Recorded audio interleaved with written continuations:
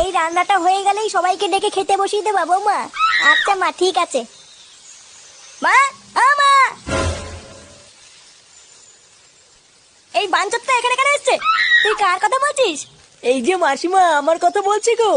আপনার ছেলেটা না খুব দুষ্টু, একটু ইয়ার কিউ বোঝে না বাবা গো বাবা।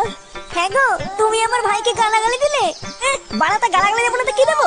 ও বলছো তার বাল, বাড়া আমাকে ঘরে একা পেয়ে আমার প্যান্টের ভিতরে হাত ঢুকে দিয়েছে। মা গো মা, জামাই বাবু তুমি অত রেগে যাচ্ছ কেন? আমি তো তোমার শুধু একটু সাইজটা দেখছিলাম গো। তাই কি ছিল হোমোচো তার বাল? বাড়ি গিয়ে বাবার সাইজ দেখবি যা। কি সব উল্টো পাল্টা কথা বলছিস তুই? যা বলেছি ঠিকই বলেছি।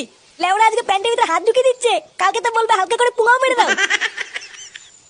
এই কি হয়েছে রে? এত চেঁচামেচি কিসের?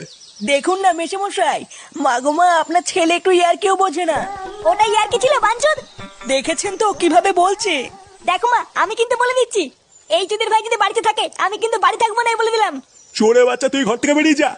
আমরা কোনো কাজকর্মের বেলায় নেই, কোনো রোজগার পাতি নেই, আবার বড় বড় কথা। ও বাড়া, মায়ের থেকে মাসির দরদ বেশি, তাই তো? বাড়া এখন তো দেখছি আমার থেকে এই বাড়িতে এই হোমোচোদার দাম বেশি।